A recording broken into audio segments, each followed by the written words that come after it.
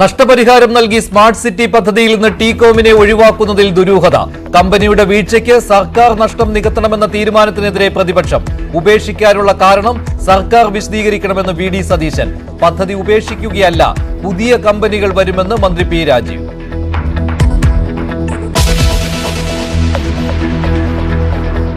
തൃശൂർ പാലപ്പിള്ളിയിൽ മാലിന്യക്കുഴിയിൽ വീണ കാട്ടാന ചെരിഞ്ഞു. വീട്ടുവളപ്പിലെ കുഴിയിൽ കുട്ടിയാനയെ കണ്ടത് രാവിലെ 8-ന്. രക്ഷപ്പെടുത്തുന്നതിനിടയിൽ ആനയുടെ അനക്കം നിലച്ചു. വീഴ്ചയിൽ ഗുരുതര പരുക്കേറ്റെന്ന് വനം വകുപ്പ്.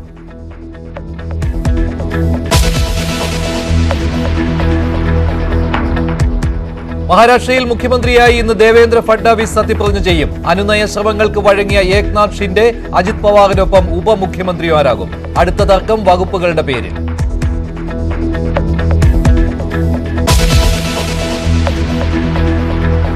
അദാനി വിഷയത്തിൽ മാത്രം പ്രതിഷേധിക്കുന്നതിൽ ഇന്ത്യ സഖ്യത്തിൽ ഭിന്നത തുടരുന്നു. പാർലമെന്റിന് പുറത്തെ സമരത്തിൽ നിന്ന് വിട്ടുനിന്ന് തൃണമൂലും സമാജ്വാദി പാർട്ടിയും. പാർലമെന്റിൽ ഇന്നും പ്രതിപക്ഷ ബഹളം.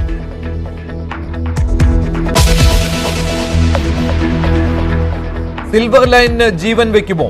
DPR മാറ്റുന്നതിൽ റെയിൽവേയുമായി നിർണായക ചർച്ച നടത്തി കെയർ. ചർച്ച പോസിറ്റീവായിരുന്നുവെന്ന് MD.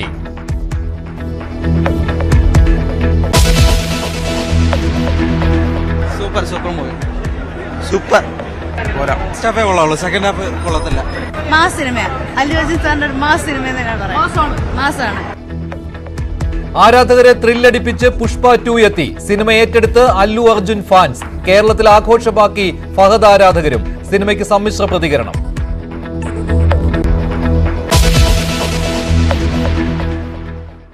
കൊച്ചി സ്മാർട്ട് സിറ്റി പദ്ധതി ഉപേക്ഷിക്കാൻ ടീകോമിന് സർക്കാർ നഷ്ടപരിഹാരം നൽകുന്നത് സംശയങ്ങൾക്കിടയാക്കുകയാണ്. പദ്ധതി പൂർത്തിയാക്കാത്ത കമ്പനിയിൽ നിന്ന് സർക്കാരിന് നഷ്ടപരിഹാരം ഈടാക്കാൻ വ്യവസ്ഥയുണ്ടെന്നിരിക്കെയാണ് അങ്ങോട്ട് പണം നൽകുന്നത്. സർക്കാർ നീക്കത്തിൽ ദുരൂഹത ആരോപിച്ച് പ്രതിപക്ഷം രംഗത്തെത്തിക്കഴിഞ്ഞു.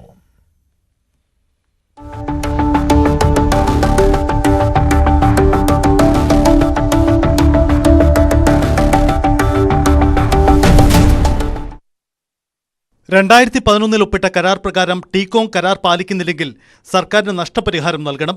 പക്ഷേ ഇന്നലത്തെ മന്ത്രിസഭാ തീരുമാനപ്രകാരം കരാറിൽ നിന്നും പിന്നോട്ട് പോവാൻ സർക്കാർ അങ്ങോട്ട് പണം നൽകും. ഇത് നിശ്ചയിക്കാനാണ് സമിതിയെ നിയോഗിച്ചത്.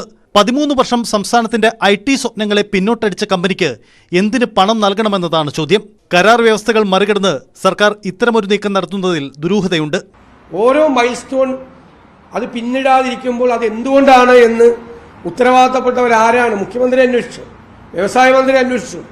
കോടിക്കണക്കിന് രൂപയുടെ ഭൂമിയുണ്ട് അവിടെ. 248 ഏക്കർ ഭൂമിയാണ്. ആ ഭൂമി സ്വന്തക്കാർക്കും ഇഷ്ടക്കാർക്കും കൊടുക്കാൻ വേണ്ടിയിട്ടുള്ള ഗൂഢനീക്കമാണ് ഇതിന്റെ പുറകിൽ. ഭൂമി കച്ചവടമാണ്. ഒന്നാം ഘട്ട ഉദ്ഘാടനം ചെയ്തതല്ലേ 2016. ഈ 8 വർഷത്തിനിടയിൽ സ്മാർട്ട് സിറ്റിക്ക് എന്താണ് സംഭവിച്ചത്? എവിടെയെങ്കിലും ഗവൺമെന്റ് ചർച്ച ചെയ്തിട്ടുണ്ടോ? ഒരു മന്ത്രിസഭാ യോഗം കൂടി ഇതിൽ നിന്ന് പിന്മാറാനും ടീകോമിന് നഷ്ടപരിഹാരം കൊടുക്കാനുമുള്ള തീരുമാനം എന്തിന്റെ അടിസ്ഥാനത്തിലാണെന്ന് കേരളത്തിലെ മുഖ്യമന്ത്രി ജനങ്ങളോട് പറഞ്ഞു. ലാൻഡ് വാല്യൂ ഏറെയുള്ള 246 ഏക്കർ ഭൂമി ഒഴിപ്പിച്ചെടുക്കാൻ സർക്കാർ ചില വിട്ടുവീഴ്ചയ്ക്ക് വഴങ്ങുകയാണെന്ന് വാദിക്കാം. പക്ഷേ ഇത് എന്തിനു വേണ്ടി, ആർക്കു വേണ്ടി? സ്മാർട്ട് സിറ്റി ഭൂമിയിൽ ഇനി സർക്കാർ ലക്ഷ്യമിടുന്നത് എന്ത്? വ്യക്തത വരുത്തേണ്ടത് സംസ്ഥാന സർക്കാർ തന്നെയാണ്. ടീകോമിനെ ഒഴിവാക്കി പദ്ധതിയുമായി മുന്നോട്ടു പോകുമെന്നാണ് സർക്കാർ വാദം. 100 കമ്പനികൾ പദ്ധതിക്കായി കാത്തുനിൽക്കുന്നുവെന്ന് വ്യവസായ മന്ത്രി പറയുന്നു. സർക്കാർ മേൽനോട്ടത്തിൽ തന്നെ ഭൂമി ഉപയോഗിക്കുമെന്നാണ് സർക്കാർ വ്യക്തമാക്കുന്നത്. കാക്കനാട് ഇൻഫോ പാർക്കിനോട് ചേർന്ന് IT ടൗൺഷിപ്പായിരുന്നു 2011 കരാർ ഒപ്പിട്ട പദ്ധതിയുടെ ലക്ഷ്യം. പദ്ധതിയിൽ കാര്യമായ ശ്രദ്ധ പുലർത്താത്തതിനാൽ പിന്മാറ്റം സംബന്ധിച്ച് ടീകോമുമായി സർക്കാർ തലത്തിൽ പലവട്ടം ചർച്ച നടന്നിരുന്നു. പരസ്പര ധാരണയോടെയുള്ള പിന്മാറ്റത്തിനാണ് സർക്കാരിന്റെ നീക്കം. ഇങ്ങനെ നീങ്ങിയില്ലെങ്കിൽ ടീകോം നിയമനീക്കങ്ങൾക്കൊരുങ്ങുമോ എന്നതും വെല്ലുവിളിയാണ്. 2009 ആലോചനകൾ ആരംഭിക്കുമ്പോഴുള്ള അവസ്ഥയല്ല കാക്കനാട്ടെ ഭൂമിയുടേത്. ലാൻഡ് വാല്യൂ ഏറെ ഉയർന്ന ഭൂമി എങ്ങനെയും തിരികെ പിടിക്കണമെന്ന ചിന്തയാണ് ഇപ്പോഴത്തെ നീക്കങ്ങൾക്ക് പിന്നിലെന്ന് സർക്കാർ കേന്ദ്രങ്ങൾ വാദിക്കുന്നു. പക്ഷേ ടീകോമിനെ ഒഴിവാക്കി പുതിയതായി ആർക്ക് പരവതാനി വിരിക്കാനാണ് സർക്കാരിന്റെ നീക്കമെന്നതാണ് ചോദ്യം. സ്മാർട്ട് സിറ്റി വീണ്ടും വിവാദകാലമാകുമെന്ന് ഉറപ്പ്. News desk, news 18. കേരളത്തിന്റെ IT സ്വപ്നങ്ങൾക്കൊപ്പം വളർന്ന പദ്ധതിയാണ് കൊച്ചി സ്മാർട്ട് സിറ്റി. തുടക്കം മുതൽ തന്നെ റിയൽ എസ്റ്റേറ്റ് താൽപര്യങ്ങളുണ്ട് എന്ന് ആക്ഷേപമുയർന്നിരുന്നു. പദ്ധതി ഇപ്പോൾ 246 ഏക്കറിലാണ് വിഭാവനം ചെയ്തിരിക്കുന്നത്. ഇനി എന്താണ് സംഭവിക്കാൻ പോകുന്നത് എന്നതാണ് ശ്രദ്ധാകേന്ദ്രം. ഉമ്മൻചാണ്ടി സർക്കാർ അവതരിപ്പിച്ച ഗ്ലോബൽ ഇൻവെസ്റ്റേഴ്സ് മീറ്റിലാണ് സ്വകാര്യ മേഖലയുടെ പങ്കാളിത്തത്തോടെ IT പാർക്ക് എന്ന ആശയവും പിന്നാലെ ദുബായ് ആസ്ഥാനമായ ടീകോം കമ്പനിയുടെ രംഗപ്രവേശവും ഉണ്ടാവുന്നത്. പദ്ധതിക്ക് വേണ്ടി വരുന്ന 246 ഏക്കർ ഭൂമിയുടെ ഉടമസ്ഥാവകാശം ടീകോം കമ്പനിക്ക് വിട്ടുനൽകാനുള്ള നീക്കം വലിയ എതിർപ്പുകൾക്കിടയാക്കി. ശക്തമായ പ്രതിപക്ഷ പ്രക്ഷോഭങ്ങൾക്കൊടുവിൽ സ്മാർട്ട് സിറ്റി നിലച്ചു. കരാറിൽ ഭേദഗതി വരുത്തി പിന്നീട് വന്ന VS അച്യുതാനന്ദൻ സർക്കാർ സ്മാർട്ട് സിറ്റിയെ പൊടിതട്ടിയെടുത്തു. 2011 യാഥാർത്ഥ്യമായ കരാറിൽ ഭൂമി അവകാശം പൂർണ്ണമായി സർക്കാരിൽ തന്നെ നിലനിർത്തി.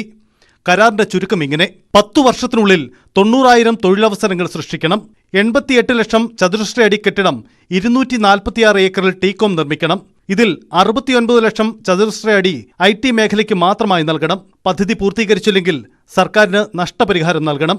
നിലവിലെ അവസ്ഥ നോക്കാം. 13 വർഷം പിന്നിട്ടപ്പോഴും 10,000 തൊഴിലവസരങ്ങൾ മാത്രമാണ് സൃഷ്ടിക്കപ്പെട്ടത്.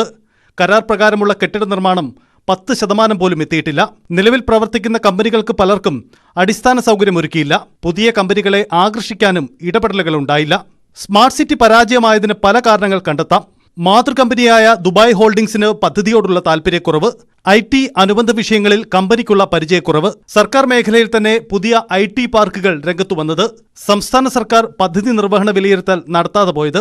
പ്രതിവർഷം അവർ എത്ര നിർമ്മിക്കണമെന്ന്, കെട്ടിടം നിർമ്മിക്കണമെന്നുള്ളതിന് വ്യവസ്ഥയുണ്ടായിരുന്നു. ഇത് മോണിറ്റർ ചെയ്യുകയാണ് സർക്കാർ, മുഖ്യമന്ത്രി ചെയർമാനായ ഡയറക്ടർ ബോർഡിലെ നമ്മുടെ പ്രതിനിധികൾ ചെയ്യേണ്ടത്. എന്നാൽ ഒരു വർഷവും ചെയ്തില്ല. ഇപ്പോ 10 വർഷത്തിന് ശേഷം അവർ പദ്ധതി പൂർത്തിയാക്കേണ്ട സമയമായപ്പോ അവർക്കിത് ചെയ്യാൻ പാങ്ങില്ല എന്ന് പറഞ്ഞ് അവർ ഒഴിഞ്ഞു പോവുകയാണ്. അങ്ങനെ പോകുന്നവർക്ക് നഷ്ടപരിഹാരം അങ്ങോട്ട് കൊടുക്കുകയല്ല, അവർ നഷ്ടപരിഹാരം ഇങ്ങോട്ട് തരികയാണ് ചെയ്യുന്നത്.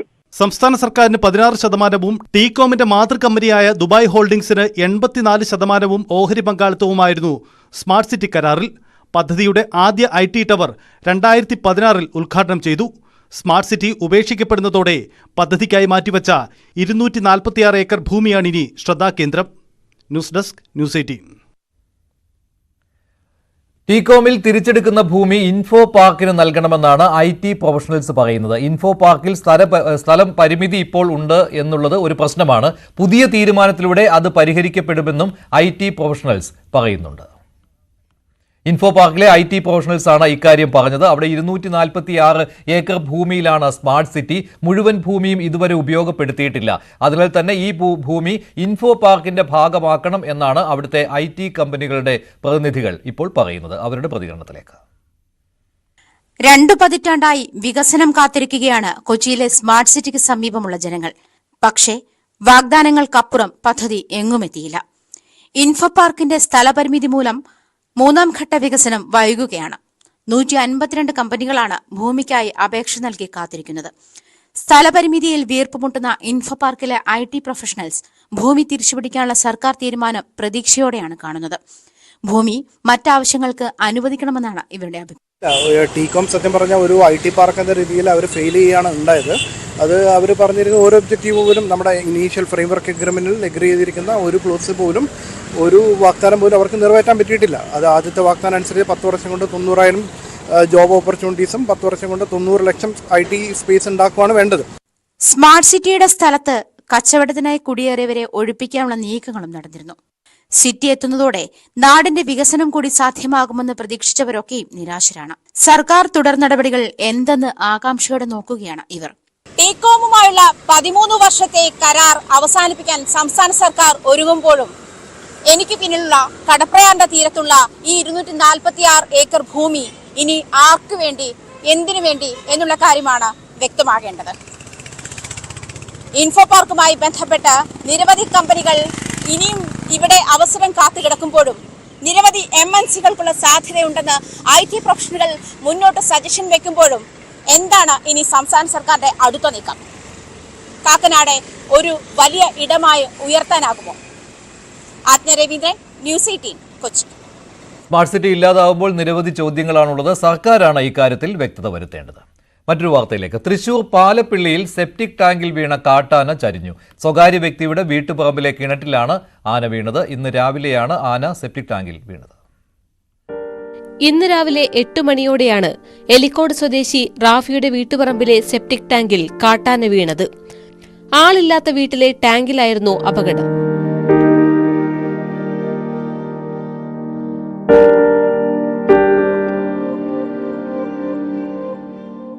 നാട്ടുകാർ അറിയിച്ചതോടെ വനംവകുപ്പെത്തി ആനയെ രക്ഷപ്പെടുത്താൻ ശ്രമം തുടങ്ങി.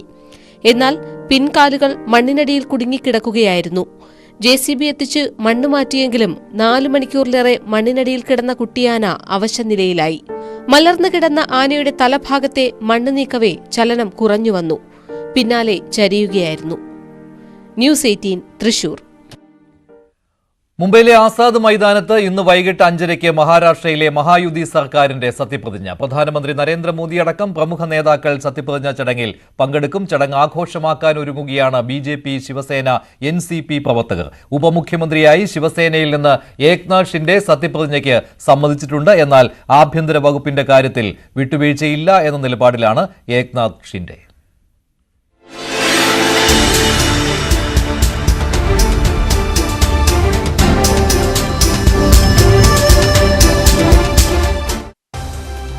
വമ്പൻ വിജയത്തിന്റെ ശോഭ കെടുത്തിയ അനിശ്ചിതത്വങ്ങൾക്കൊടുവിൽ 12ാം ദിവസം സത്യപ്രതിജ്ഞ. 54-കാരനായ ദേവേന്ദ്ര ഫട്നാവിസിന് മുഖ്യമന്ത്രി കസേരയിൽ 3ാം ഊഴം.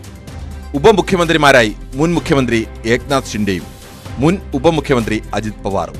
മറ്റു മന്ത്രിമാരുടെ സത്യപ്രതിജ്ഞ പിന്നീട്.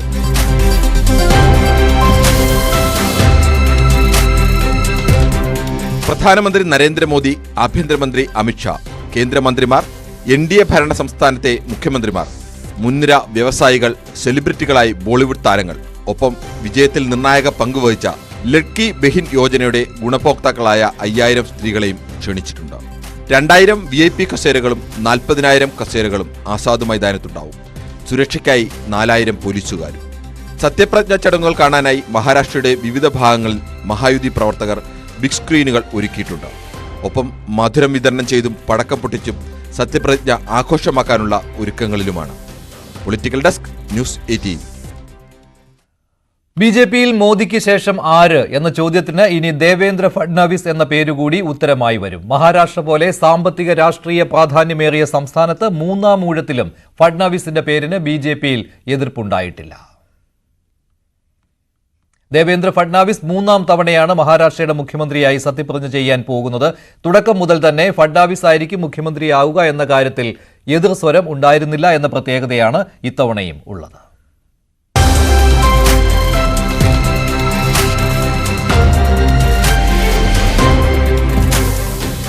2014 മുഖ്യമന്ത്രിയാവുമ്പോൾ ദേവേന്ദ്ര ഫട്നാവിസിന് പ്രായം 44. ഇതിലും കുറഞ്ഞ പ്രായത്തിൽ മഹാരാഷ്ട്ര മുഖ്യമന്ത്രി കസേരയിലെത്തിയത് ഒരാൾ മാത്രം.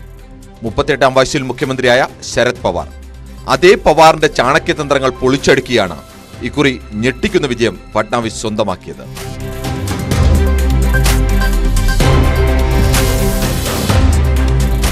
ഇപ്പോൾ 54ാം വയസ്സിൽ മുഖ്യമന്ത്രി സ്ഥാനത്ത് 3ാം ഊഴം. 2014 മുഖ്യമന്ത്രി സ്ഥാനത്ത് ഫട്നാവിസിന്റെ പേര് ദേശീയ നേതൃത്വം നിർദ്ദേശിക്കുമ്പോൾ പലരും അത്ഭുതപ്പെട്ടു. ഇന്നിപ്പോൾ മറിച്ചായാലേ അത്ഭുതമുള്ളൂ. വമ്പന്മാർ വാഴുന്ന മഹാരാഷ്ട്ര BJPയിൽ എതിർസ്വരമില്ലാതെ ഫട്നാവിസ് ഉയർന്നതിന് കാരണങ്ങൾ പലതാണ്. ഒന്ന്, മുന്നിൽ നിന്ന് നയിച്ചു നേടിയ ഹാട്രിക് വിജയം.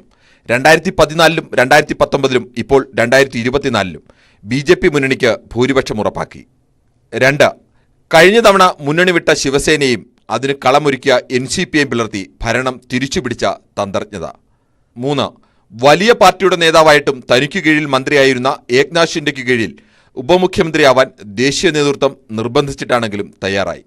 4, മുൻ മുഖ്യമന്ത്രിയായ ഫട്നാവിസ് ഉപമുഖ്യമന്ത്രിയായപ്പോൾ ഇനി ഷിൻഡെ ഫട്നാവിസ് പോരിന്റെ കാലമാവും എന്ന പൊതുവിലയിരുത്തൽ തെറ്റിച്ച് ഭരണത്തിൽ ഷിൻഡെയ്ക്കൊപ്പം നിന്ന പക്വതയാർന്ന സമീപനം. 5, ലോക്സഭാ തെരഞ്ഞെടുപ്പിലേറ്റ തോൽവിയിൽ നിന്ന് പഠിച്ച് 6 മാസത്തിനുള്ളിൽ മഹാവിജയം ഉറപ്പാക്കിയ മികവ്. 6, ഒരേ സമയം RSS നേതൃത്വവുമായും BJP നേതൃത്വവുമായും അടുപ്പം സൂക്ഷിക്കാനുള്ള കഴിവ്. ഇനിയാണ് ഫട്നാവിസിന് ശരിക്കും പരീക്ഷണകാലം. ഷിൻഡെയെ അനുനയിപ്പിച്ചു നിർത്തണം.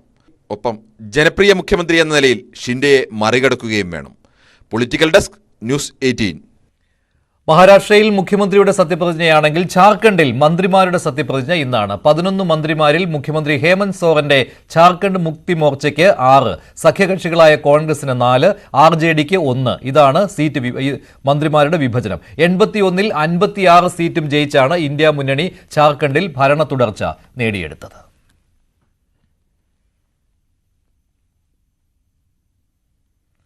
ആലപ്പുഴ കളർകോട്ടെ അപകടത്തിൽപ്പെട്ട കാർ ഓടിച്ചിരുന്ന മെഡിക്കൽ വിദ്യാർത്ഥി ഗൗരി ശങ്കറിനെ പ്രതി ചേർത്ത് സൗത്ത് പോലീസ് കോടതിയിൽ റിപ്പോർട്ട് നൽകി. ബസ് ഡ്രൈവറെ പ്രതിയാക്കി ആദ്യം രജിസ്റ്റർ ചെയ്ത എഫ്ഐആർ റദ്ദാക്കിയാണ് പുതിയ റിപ്പോർട്ട്. അപകടത്തിൽ പരിക്കേറ്റ ആശുപത്രിയിൽ കഴിയുന്ന ആൽവിൻ ജോർജിന്റെ നില ഗുരുതരമായി തുടരുകയാണ്.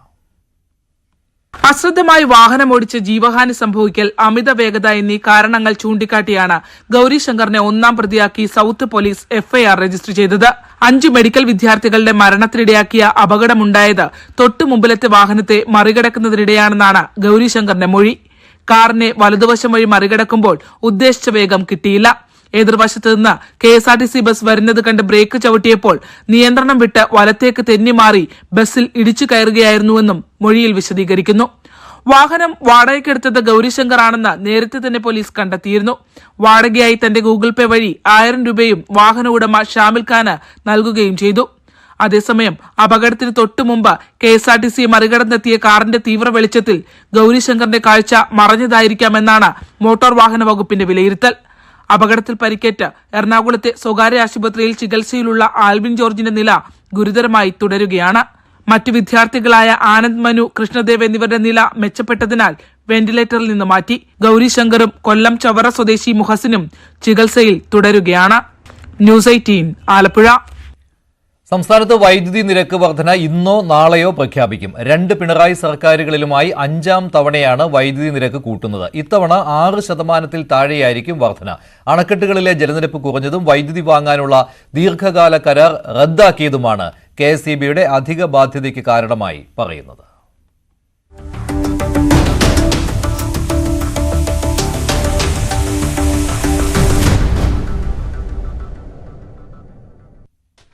വൈദ്യുതി ബോർഡ് ഏറ്റവും കുറഞ്ഞത് 30 പൈസയുടെ കൂടുതൽ ആവശ്യപ്പെട്ടെങ്കിലും 6% താഴെയായിരിക്കും വർധന.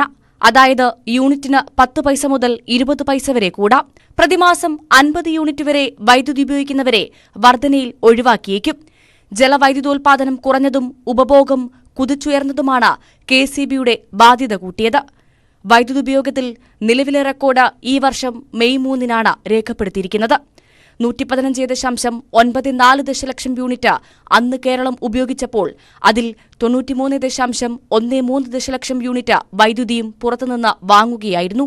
മെയിൽ ആദ്യ ദിനങ്ങളിൽ 90 ദശലക്ഷം യൂണിറ്റിനുമേൽ വൈദ്യുതി വാങ്ങേണ്ടി വന്നു. വേനൽ മഴ കാര്യമായി ലഭിക്കാത്തതിനാൽ ജലവൈദ്യുതി പദ്ധതികളുടെ അണക്കെട്ടുകളിലെ നീരൊഴുക്ക് ഗണ്യമായി കുറഞ്ഞത് ജലവൈദ്യുതോൽപാദനം കുറച്ചു. ദീർഘകാല കരാറിലൂടെ 3 കമ്പനികളിൽ നിന്ന് യൂണിറ്റിന് 4 രൂപ 26 പൈസയ്ക്ക് 465 മെഗാവാട്ട് വൈദ്യുതി 7 വർഷമായി വാങ്ങിക്കൊണ്ടിരുന്നത് റദ്ദാക്കിയത് പ്രതിസന്ധിക്ക് മറ്റൊരു കാരണവുമായി. News 18 Thiruvananthapuram. Allu Arjun Fahadh Faasil cinema Pushpa 2 release ചെയ്തു. റിലീസിംഗിനിടെ തിക്കിലും തിരക്കിലും പെട്ട് ഒരു മരണവുമുണ്ടായി. ഹൈദരാബാദിൽ അല്ലു അർജുൻ പങ്കെടുത്ത പ്രീമിയർ ഷോയ്ക്കിടെയായിരുന്നു അപകടം. പുലർച്ചെ 4 മണിക്ക് കേരളത്തിലെ തിയേറ്ററുകളിലും ആരാധകർ റിലീസ് ആഘോഷമാക്കി. റിലീസ് കഴിഞ്ഞ് മണിക്കൂറുകൾക്കുള്ളിൽ പുഷ്പ 2വിന്റെ വ്യാജ പതിപ്പുകൾ ഇന്റർനെറ്റിലുമെത്തി. അല്ലു അർജുൻ നേരിട്ട് തിയേറ്ററിലെത്തിയതോടെ പുഷ്പ 2 പ്രീമിയർ കാണാൻ ഇന്നലെ രാത്രി ഹൈദരാബാദിലെ സന്ധ്യ തിയേറ്ററിലെത്തിയത് ആയിരങ്ങൾ.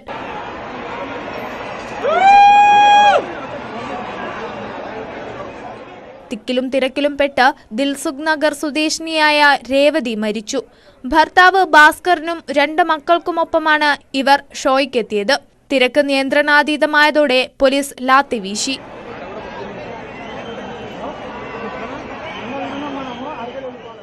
സുരക്ഷാ പ്രശ്നങ്ങൾ കണക്കിലെടുത്ത് ബംഗളൂരുവിലെ ഷോ റദ്ദാക്കി. 12,000 സ്ക്രീനുകളിൽ റിലീസ് ചെയ്ത ചിത്രം കേരളത്തിൽ 500 സ്ക്രീനുകളിൽ ആരാധകർ ആഘോഷമാക്കി.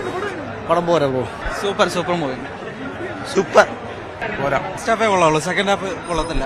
സിനിമ വളരെ നന്നായിട്ടുണ്ട്. ഫുൾ ഫാൻസ് ആണ്. അപ്പോൾ ഓരോ സീനും കൈയടിയും ഡയലോഗും ഓരോ ഡയലോഗിനും ആർപ്പുവിളിയും ഒക്കെയാണ്. പെർഫോമൻസ് കഴിഞ്ഞ പ്രാവശ്യത്തെക്കാളും ഒരുപാട് മുകളിലാണ്.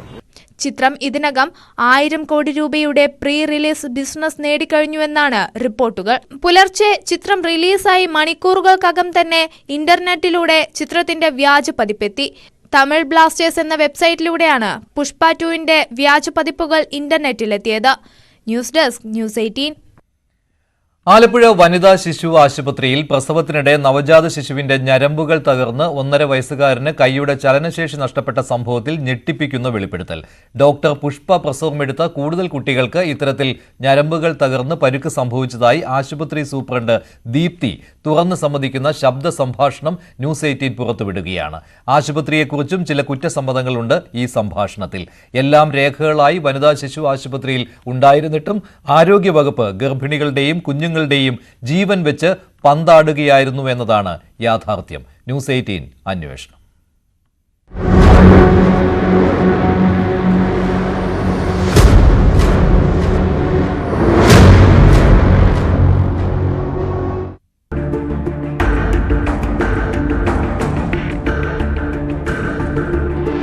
ഇത്രയും നെഗ്ലിജൻസ് ആയിട്ട് കാണിക്കാൻ നിർത്തി ഈ ഡോക്ടറിനൊക്കെ അവിടെ വെച്ചുകൊണ്ടിരിക്കേണ്ട കാര്യങ്ങളുണ്ട്.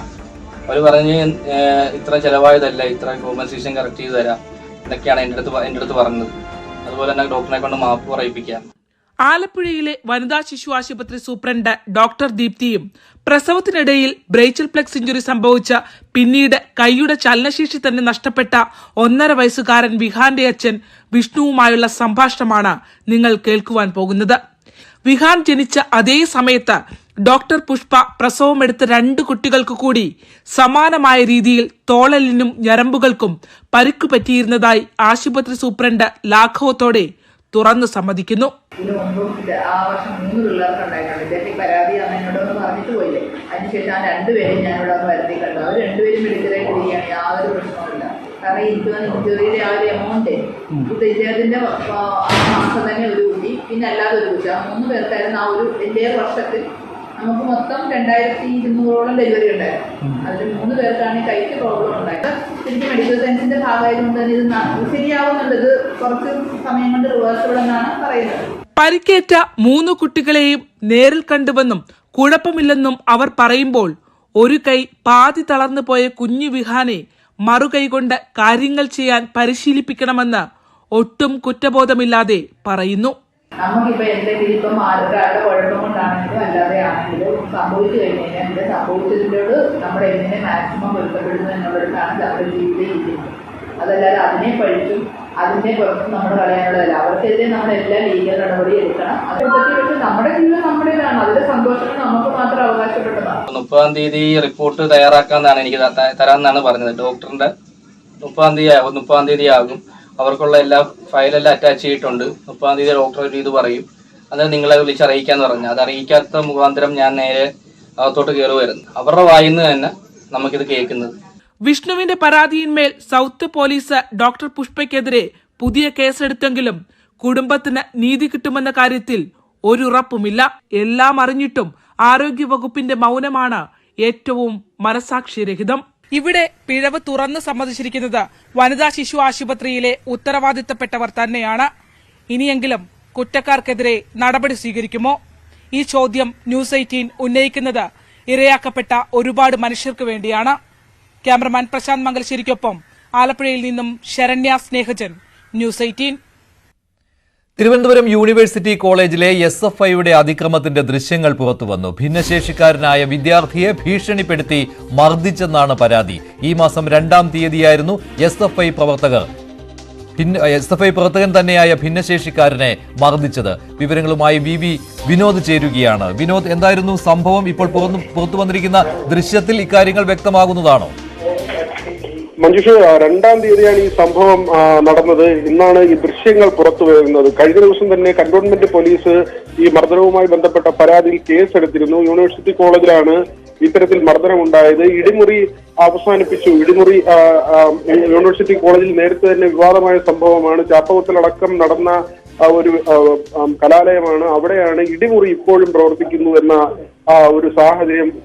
വളരെ ഭീകരമായ സ്ഥിതി തന്നെയാണ്. നേരത്തെ നിരവധി വിദ്യാർത്ഥികളെ ഇത്തരത്തിൽ കൈകാര്യം ചെയ്യുന്ന നിലയുണ്ടായിരുന്നു. അവരെ ശാരീരികമായി അതിക്രമിക്കുന്ന രീതി, ആയുധങ്ങൾ കൊണ്ട് മുറിവേൽപ്പിക്കുന്ന സാഹചര്യം. ഇപ്പോൾ ഒരു ഭിന്നശേഷി ദിനത്തിൽ തന്നെ ഒരു ഭിന്നശേഷി വിദ്യാർത്ഥിയെ ഈ റൂമിൽ ഈ തരത്തിൽ മർദ്ദിച്ചു എന്ന വിവരമാണ് പുറത്തു വരുന്നത്.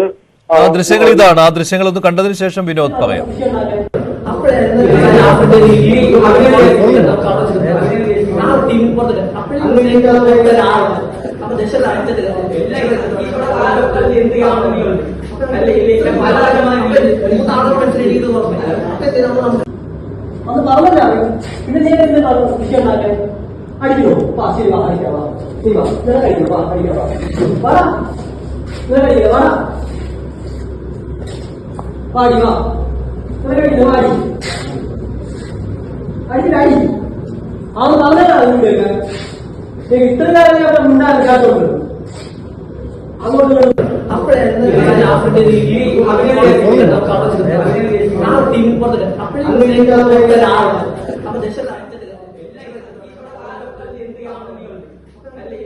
വിനോദ്, ആർക്കെങ്കിലും എതിരെ ഈ പരാതി ഉയർന്ന വിദ്യാർത്ഥികൾക്കെതിരെ എന്തെങ്കിലും നടപടി ഉണ്ടായിട്ടുണ്ടോ? എന്താണ് ഇതിന് ശേഷം നടന്ന സംഭവങ്ങൾ? മഞ്ജുഷ, പോലീസ് കേസെടുത്തിട്ടുണ്ട്. മുഹമ്മദ് അനസ് എന്ന വിദ്യാർത്ഥിക്കാണ് മർദ്ദനമേറ്റതായി പരാതി. ഇതിൽ ഈ മുറിക്കുള്ളിൽ പൂട്ടിയിട്ട് ഭീഷണിപ്പെടുത്തുന്നത് വളരെ വ്യക്തമാണ്. പിന്നീട് 3 SFIക്കാരായ വിദ്യാർത്ഥികൾ കാലിൽ ചവിട്ടിപ്പിടിച്ച് ഇരുമ്പ് കമ്പി കൊണ്ട് മർദ്ദിച്ചു എന്നാണ് ഈ പരാതിയിൽ പറയുന്നത്. കന്റോൺമെന്റ് പോലീസാണ് കേസെടുത്തിട്ടുള്ളത്. യൂണിറ്റ് സെക്രട്ടറിയായ വിധു ഉദയ, പ്രസിഡന്റ് അമൽ ചന്ദ്, യൂണിറ്റ് അംഗമായ മിഥുൻ, ഈ 3 പേരും ചേർന്ന് വിദ്യാർത്ഥിയെ അസഭ്യം വിളിക്കുകയും തുടർന്ന് മർദ്ദിക്കുകയും ചെയ്തുവെന്ന് പരാതിയിൽ പറയുന്നുണ്ട്. വിനോദാണ് വിവരങ്ങൾ നൽകിയത്. അതിന്റെ ദൃശ്യങ്ങളാണ് പുറത്തു വന്നിട്ടുള്ളത്. 2-ാം തീയതിയാണ് സംഭവം നടന്നത്. ഭിന്നശേഷിക്കാരനായ വിദ്യാർത്ഥിയാണ് SFI പ്രവർത്തകർ മർദ്ദിച്ചത്. ഇടിമുറി മർദ്ദനം നേരത്തെയും വിവാദമായിട്ടുള്ളതാണ്. മറ്റൊരു വാർത്തയിലേക്ക്. സിൽവർ ലൈൻ പദ്ധതിയിൽ റെയിൽവേയുമായുള്ള ആദ്യഘട്ട ചർച്ച പോസിറ്റീവായിരുന്നുവെന്ന് റെയിലിന്റെ MD അജിത് കുമാർ. തുടർ ചർച്ചകൾ വരും ദിവസങ്ങളിൽ ഉണ്ടാകും. കേന്ദ്ര അനുമതി കിട്ടിയാലും പക്ഷേ സിൽവർ ലൈൻ അനുവദിക്കില്ല എന്ന നിലപാടിലാണ് പ്രതിപക്ഷം. സിൽവർ ലൈൻ വിരുദ്ധ ജനകീയ സമിതി പ്രതിഷേധ മാർച്ചും നടത്തുകയുണ്ടായി.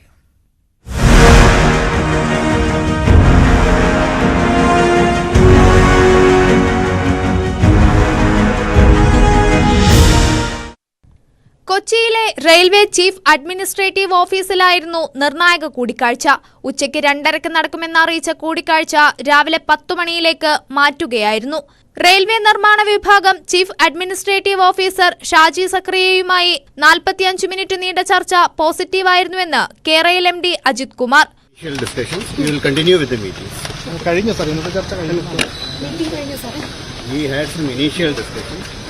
ഇനീഷ്യൽ ഡിസ്കഷൻ കഴിഞ്ഞു. ഈ ചർച്ച കണ്ടിന്യൂ ആയി. ഈ DPR സംബന്ധിച്ച് മെയിൻ ചർച്ചകൾ നടന്നോ? മീഡിയയ്ക്ക് റിപ്പോർട്ട് ചെയ്യാൻ ഒരു ഡേറ്റയും എൻ്റെ കയ്യിലില്ല. ചർച്ച കൊണ്ട് അത് ചർച്ച പൂർത്തിയായി. ഇന്നത്തെ ചർച്ച പൂർത്തിയായി. റെയിൽവേ ആയിട്ട് കണ്ടിന്യൂസ് ആയിട്ട് കുറെ മീറ്റിംഗ്സ് ഉണ്ട്. ഇന്നത്തെ മീറ്റിംഗ് ഇത് കണ്ടിന്യൂസ് പ്രോസസ് ആയിരിക്കും. എന്നാൽ കേന്ദ്ര അനുമതി കിട്ടിയാലും സിൽവർ ലൈൻ അനുവദിക്കില്ലെന്ന് പ്രതിപക്ഷ നേതാവ് VD സതീശൻ പറഞ്ഞു. കേന്ദ്ര സർക്കാരിന്റെ അനുമതി വാങ്ങിച്ചു കൊണ്ടുവന്നാലും കേരളത്തിൽ സിൽവർ ലൈൻ പദ്ധതി നടപ്പാക്കാൻ സമ്മതിക്കില്ല. 300 കിലോമീറ്റർ ദൂരം 30 അടി എംബാങ്ക്മെന്റ് ഉയർത്തി 200 കിലോമീറ്റർ ദൂരം 2 സൈഡിലും പാളത്തിന്റെ 2 സൈഡിലും 10 അടി ഉയരത്തിലുള്ള മതിൽ കെട്ടി കേരളത്തെ തകർക്കാൻ, പാരിസ്ഥിതികമായി തകർക്കാൻ, സാമ്പത്തികമായി തകർക്കാൻ അനുവദിക്കുന്ന പ്രശ്നമില്ല. ഇന്നത്തെ ചർച്ചയ്ക്കെതിരെ സിൽവർ ലൈൻ വിരുദ്ധ ജനകീയ സമിതി എറണാകുളം സൗത്ത് റെയിൽവേ സ്റ്റേഷനിലേക്ക് പ്രതിഷേധ മാർച്ച് നടത്തി. ഒരുപാട് പാരിസ്ഥിതിക പ്രശ്നങ്ങളും ഇതൊന്നും ഈ DPR ഒന്നും കറക്റ്റുള്ള ഒരു DPR ഒന്നും അല്ലല്ലോ. എല്ലാവർക്കും അറിയാം, ഏത് കൊച്ചു പിള്ളേർക്കും അറിയാവുന്ന ഒരു കാര്യമാണ്. നമ്മളെ സംബന്ധിച്ച് ഈ പുതിയ സംവിധാനങ്ങൾ സിഗ്നലും സംവിധാനവും നേരെയാക്കുക, ബ്രോഡ് ഗേജ് കാര്യങ്ങളിലേക്ക് പിന്നെ ഓടിക്കാവുന്ന സംവിധാനം വരുത്തിയാൽ ഇത് ഈസി ആയിട്ട് നമ്മുടെ എക്സിസ്റ്റിംഗ് റെയിൽവേ തന്നെ സ്ഥലം എടുക്കാതെ ചെയ്യാൻ പറ്റും. വന്ദേ ഭാരത് കൂടി ഓടിക്കാവുന്ന ബ്രോഡ് ഗേജ് പാത മതിയെന്ന കേന്ദ്രത്തിന്റെ നിർദ്ദേശം ഉൾക്കൊണ്ട് TPRൽ മാറ്റം വരുത്താൻ സംസ്ഥാനം തയ്യാറാകുമോ എന്നതാണ് ഇനി അറിയാനുള്ളത്. തുടർ ചർച്ചകളിൽ ഇതിൽ വ്യക്തത ലഭിക്കും. തിരുവനന്തപുരം മുതൽ കാസർഗോഡ് വരെ സിൽവർ ലൈൻ ട്രെയിനുകൾ മാത്രം ഓടുന്ന പാതയാണ് സംസ്ഥാന സർക്കാർ പദ്ധതിയിട്ടിരിക്കുന്നത്. നിലവിലുള്ള TPR അടിമുടി പൊളിക്കുമ്പോൾ സിൽവർ ലൈനിന്റെ ഉദ്ദേശ ലക്ഷ്യത്തിന് അത് ഘടകവിരുദ്ധമായി മാറുമെന്നാണ് കേരളത്തിന്റെ നിലപാട്. ന്യൂസ് 18 കൊച്ചി. ഗോൾഫ് ക്ലബ്ബ് ഏറ്റെടുത്തതുപോലെ തന്നെ തലസ്ഥാനത്തെ ട്രിവാൻഡ്രം ക്ലബ്ബും ഏറ്റെടുക്കാൻ സർക്കാർ നീക്കം തുടങ്ങി. കൈവശ ഭൂമിയിൽ ക്ലബ്ബിന് അവകാശമില്ലെന്ന് വ്യക്തമാക്കി തണ്ടപ്പേര് റദ്ദാക്കി റവന്യൂ വകുപ്പ് ഉത്തരവിറക്കിയിട്ടുണ്ട്. എന്നാൽ ഇത്തരമൊരു അറിയിപ്പ് സർക്കാരിൽ നിന്ന് ഇതുവരെ കിട്ടിയിട്ടില്ലെന്നും ഭൂമി ഏറ്റെടുക്കാൻ വന്നാൽ നിയമപരമായി നേരിടുമെന്നുമാണ് ക്ലബ്ബ് ഭരണസമിതിയുടെ നിലപാട്. തിരുവനന്തപുരത്ത് വഴുതക്കാടിനു സമീപം കോടികൾ വില മതിക്കുന്ന 5.5 ഏക്കർ ഭൂമി പ്രമുഖരും ധനാഢ്യരുമായ അംഗങ്ങളുടെ ഉല്ലാസ കേന്ദ്രമാണ് കുടിയൊഴിപ്പിക്കൽ ഭീഷണി നേരിടുന്നത്. കല്യാണ മണ്ഡപവും ബാറും കോട്ടേജുകളും ടെന്നീസ് കോർട്ടുമൊക്കെ ക്ലബിന്റെ ഭാഗമായുണ്ട്. ഭൂമിയിൽ ക്ലബിന് ഒരു അവകാശവുമില്ലെന്നാണ് സർക്കാർ വാദം. ഇതിന് ബലം നൽകുന്ന കോടതി ഉത്തരവുമുണ്ട്. ഭൂമി കണ്ടുകെട്ടി ഏറ്റെടുക്കുന്നതിന് മുന്നോടിയായി റവന്യൂ വകുപ്പ് തണ്ടപ്പേർ റദ്ദാക്കി. ഏറ്റെടുക്കൽ നടപടികൾക്ക് ലാൻഡ് റവന്യൂ കമ്മീഷണറെയും സർക്കാർ ചുമതലപ്പെടുത്തി. സംസ്ഥാന രൂപീകരണത്തിന് മുമ്പ് യൂറോപ്യൻ ക്ലബ് എന്നറിയപ്പെട്ടിരുന്ന ക്ലബ്ബ് 1991 ട്രിവാൻഡ്രം ക്ലബ് എന്ന് പേരുമാറ്റിയത്. പേരുമാറ്റത്തിനൊപ്പം ഭൂമിയുടെ പിന്തുടർച്ചാവകാശവും കിട്ടിയെന്നാണ് ക്ലബ് അധികൃതരുടെ അവകാശവാദം. എന്നാൽ ഇത് ശരിയല്ലെന്ന് കാട്ടി 2017 സ്വകാര്യ വ്യക്തി കോടതിയെ സമീപിച്ചു. ഭൂമിയിൽ ക്ലബിന് അവകാശമില്ലെന്ന് വ്യക്തമാക്കി സർക്കാരും സത്യവാങ്മൂലം നൽകി. ഭൂമിയുടെ പ്രമാണം ഉൾപ്പെടെയുള്ള യഥാർത്ഥ രേഖകൾ ഹാജരാക്കാൻ ക്ലബിന്റെ ഭരണസമിതിക്ക് കഴിഞ്ഞതുമില്ല. ഇതോടെയാണ് ക്ലബ്ബ് സ്ഥിതി ചെയ്യുന്നത് സർക്കാർ ഭൂമിയിലാണെന്ന് 2021 കോടതി ഉത്തരവിട്ടത്. പതിറ്റാണ്ടുകളായി ഭൂമിക്ക് കരമടയ്ക്കുന്നത് തങ്ങളാണെന്നും അതുകൊണ്ട് തന്നെ ഉടമസ്ഥാവകാശത്തിൽ തർക്കത്തിന്റെ കാര്യമില്ലെന്നുമാണ് ട്രിവാൻഡ്രം ക്ലബിന്റെ വാദം. കരമടച്ചതുകൊണ്ട് മാത്രം സ്വന്തം ഭൂമിയാകില്ലെന്ന് വ്യക്തമാക്കിയാണ് ഇപ്പോൾ സർക്കാർ ഏറ്റെടുക്കൽ നടപടികളുമായി മുന്നോട്ടു പോകുന്നത്. ഭൂമിയുടെ യഥാർത്ഥ പ്രമാണം കണ്ടെടുക്കേണ്ടത് സർക്കാരിന്റെ ഉത്തരവാദിത്വമാണെന്ന് ക്ലബ്ബ് പറയുന്നു. അക്കാര്യം ആവശ്യപ്പെട്ട് കോടതിയെ സമീപിക്കാനാണ് തീരുമാനം. ഭൂമി ഏറ്റെടുത്ത ശേഷം പാട്ടത്തിൽ നൽകാമെന്ന നിർദ്ദേശവും സർക്കാർ മുന്നോട്ട് വച്ചതായി സൂചനയുണ്ട്. ന്യൂസ് 18 തിരുവനന്തപുരം. ശബരിമല വാർത്തകൾ. ശബരീശ ദർശനം നിങ്ങൾക്കായി സമർപ്പിക്കുന്നത് മിൽമ ഗീ. വ്രതശുദ്ധിയുടെയും നന്മയുടെയും നാളുകൾ പരിശുദ്ധമാക്കാം മിൽമയ്ക്കൊപ്പം. ഈ മണ്ഡലകാലത്ത് ശബരിമലയിൽ എത്തിയ തീർത്ഥാടകരുടെ എണ്ണം 15 ലക്ഷം കവിഞ്ഞു. നട തുറന്ന് 21ാം ദിവസമാണ് 15 ലക്ഷം തീർത്ഥാടകർ സന്നിധാനത്തെത്തിയത്. ചരിത്രത്തിൽ ആദ്യമായാണിത്. കഴിഞ്ഞ വർഷം ഡിസംബർ 4 വരെ എത്തിയത് 10,04,607 തീർത്ഥാടകരാണ്. ഇന്നലെ വരെ 14,62,864 തീർത്ഥാടകർ വന്നു. 4,58,257 പേരുടെ വർധനവ്. ഇന്ന് 11 മണിയോടെയാണ് തീർത്ഥാടകരുടെ എണ്ണം 15 ലക്ഷമായത്. ഇന്ന് 1 മണിവരെ 45,719 അയ്യപ്പന്മാർ എത്തി. ശബരീശ ദർശനം നിങ്ങൾക്കായി സമർപ്പിച്ചത് മിൽമ ഗീ. വ്രതശുദ്ധിയുടെയും നന്മയുടെയും നാളുകൾ പരിശുദ്ധമാക്കാം മിൽമയ്ക്കൊപ്പം. ഇടവേളയ്ക്ക് ശേഷം സകലമാന കേരളം ഭവ്യ പാർവതി ചേരും.